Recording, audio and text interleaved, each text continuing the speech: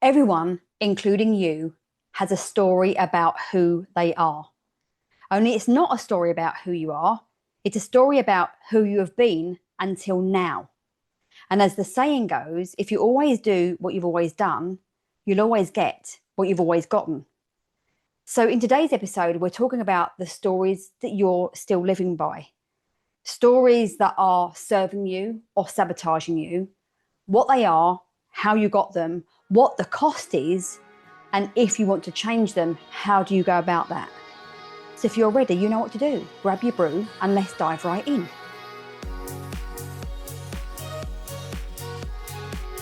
Welcome back to the Seeking Simplicity podcast, and I'm really excited to have this conversation today about the stories that you are still living by. Because many of us don't realise that we're actually living with stories because we're so used to believing it's who we are. When we say things, well, that's just who I am, or that's not the kind of person that I am.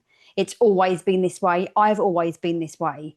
I can't change. I don't want to change. It's too late. Like whatever that narrative is, it's a story that you've been holding on to, probably unconsciously, that has created results that you have in your life today. And when you come to a time in your life when you want something different, we're often told that we need to do different to get different. I want to invite you to believe or to even think that actually to get something different, it starts with being someone different. I want to start with a few key facts, if you like, that I want to offer you just to kind of like contemplate and give some context to this episode today. So the first one is that for the most part, your story didn't come from you. You didn't design it. Your story was a collective collaboration from your teachers, your family, your culture, your society, your life experiences, things that were put on you, things that were part of your general part of upbringing, and you weren't at the space or didn't have the need to question it.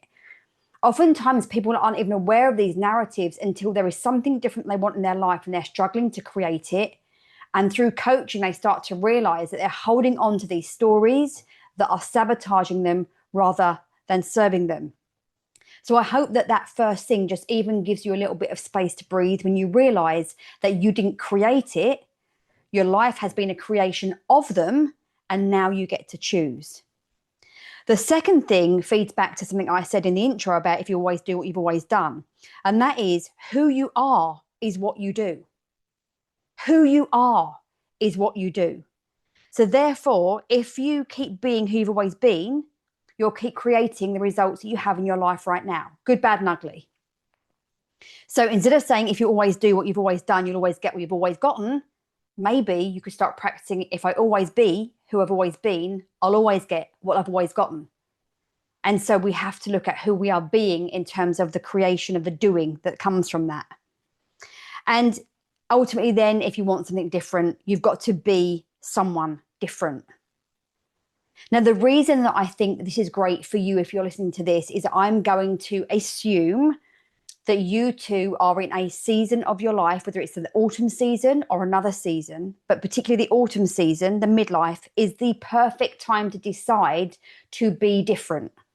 Because first of all, as I keep reminding you that biologically and neurologically, you are different. You are not the same person, which is why sometimes we can be in this season and feel like we don't fit our own life anymore. And in this autumn season, it is the perfect time to decide who you want to be. Because when you decide who you want to be, you create the feelings you want to feel, you do the things that you want to do, and you can move towards creating outcomes, results, experiences in your life that you actually want to have and don't end up there by default. At the weekend, I ran a retreat called Exhale. I do digress a little, but it's kind of on point. And it was called Exhale because we often hear people saying, and take a deep, big belly breath. And we focus on this big, deep inhale, right deep into the belly. But you may realize how hard it is to take a deep breath in when you haven't been able to exhale for the longest time, when anxiety is high, when stress is running your life, when there are so many other life events going on that sometimes it's just hard to catch a breath. And so exhaling fully to the space where you can create this space in your lungs to receive that full inhale just doesn't happen. Anywho, during this retreat, I facilitated a meditation, and I want to just read a little bit for you here to help you understand what I've just said about this is the perfect season to be somebody different. Notice how the trees release their leaves with such grace, no resistance, no regret. They know that letting go is part of the cycle, a promise that what falls will feed what comes next. And so we can release what no longer serves in terms of identity without regret, without thinking that we're missing something, and we can see it as feeding the next part of our pathway. So how do you know you have these stories? Well, first of all, you can have a look at the results that you have in your life. And if there's something you want different, you could just ask yourself, why don't I have something different? And when you get curious and open and you're willing to take responsibility, when you ask yourself that, somewhere in there, you will find a statement about yourself that's telling you why you can't have different. I call them statements or identifiers, like how you identify. This is the way that I do things. I don't want to do that. I don't like that. This is who I am, just like those statements that I said at the beginning. So you know them by how you speak. You know them by how you act. It's just that because they're so unconscious and so habitual, we never question them. How do you know if they're true?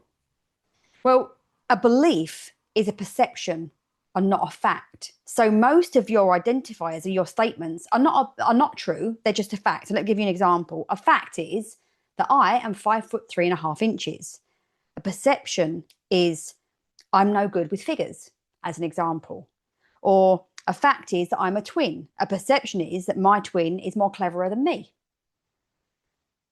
When we have a statement and identifier, the reason it feels so true, the reason it feels like a belief, is because we have a whole emotional palette associated with it. And it's the emotions that can often make it so hard to let go. And because we've been living that for so long and we have evidence of that in the results we have in our life, it feels very, very confrontational to begin to identify somebody different. It's going to challenge the safety mechanisms in your brain and your body. It's going to bring up all kinds of unsafety issues in your brain and your body. And so it's actually a lot easier to identify as you have always identified. So why is it a problem? Well, it might not be a problem for you, and that's absolutely okay. But when it becomes a problem is when it creates limitation in your life, when it hinders and quashes your experience of life, when you don't have the emotional experiences that you want to have, when you don't have the results that you want to have, when you want more, you want different, but you're holding back. It's because of a story that you're telling yourself about yourself, what you're worthy of, what you're capable of, what you're deserving of, what's available to you, all of those kind of stories that kind of create this expectation ceiling in your brain. And up until now, you have been hitting your head on the expectation ceiling. And now in this season, you're like, but I want different. And it is both expansive and curiosity driven. And also it can be extremely scary. What's the cost? What's the cost to you if you don't bring these identifiers up to the surface and challenge them? Well, that is literally, it's like a limit for you. Old stories limit what you try, how you show up, and what you allow yourself to want. Let me repeat that. Old stories limit what you allow yourself to want. And then you play smaller because the story feels safer than the possibility. And ultimately, you miss out on the chance to experience yourself differently and to create different results in your life. So what's the solution? I think there's a step process here. The first one that I would recommend is acceptance. Acceptance that you're not broken, acceptance that you haven't been doing it wrong forever. It's just that you have had a behavior, a strategy that has been limited up until now. The strategy, the behavior, the beliefs, the identifiers, they served you. They were created outside of you. And maybe this is the first time in your life you've had that level of development or self-growth or self-awareness that says, actually, I didn't pick that and that's not helpful for me right now. But what's not helpful is resistance and regret and getting angry that you didn't know this before now, because it doesn't serve any purpose whatsoever. So just accepting that you're not broken, but you do have an outdated strategy or story that has created a limited vision. It has upheld unhelpful behaviors, and now you're ready to let that go. The second thing is practice. Here's the shift, because your identity isn't fixed, it's practice. If you've ever read or heard any of Carol Dweck's work or research on growth mindset, it shows that we become what we rehearse. We become who we practice being. That's the thing, it's being in that practice all of the time. The moment you catch an old story, the moment you catch yourself identifying with who you were, you stop and you create the opening for a new one. And that means step 3 is awareness. Having the awareness to catch yourself in the moment and practicing the pause, reframe, and act. Pause and notice. Maybe you hear the words coming out of your mouth, or you catch the thought in your brain, or you find yourself doing something habitually like you don't want to be doing anymore, and pause. And in that precise moment, you reframe it. Is this who you want to be? Is this what you want to create? Is this the kind of behavior that you want to carry on doing? Reframe it immediately and act according to the outcome that you want, not your level of comfort or who you have been up until now. The acceptance, the practice, and the awareness is how you begin to create the new identity, because it doesn't happen overnight. The decision does. The decision to be different happens overnight, and then it happens in every moment that you choose the new over the old. If you'd like to put this into practice right now, maybe you could just take a moment to write down one story that you've been telling yourself, a story that you know is creating a result or an experience in your life that you don't want anymore. And then ask yourself, is it really true? Or is this actually just a perception? Is it just a habit? And rewrite it in one sentence, starting with, I'm now someone who's learning too. I'm the person who practices whatever the thing is for you. Because remember, it is a practice, and give yourself some grace for that. So just today, catch yourself in one old story. Take a moment to accept it, to pause and reframe it into a kinder and truer version. Thank you for joining me in this episode of the Seeking Simplicity podcast. And you know what I'm going to ask? If you loved it, please do leave me a review on iTunes. That would be amazing. And why not share it on your social media with somebody else who needs this information? Big love, and I'll speak to you again in the next episode.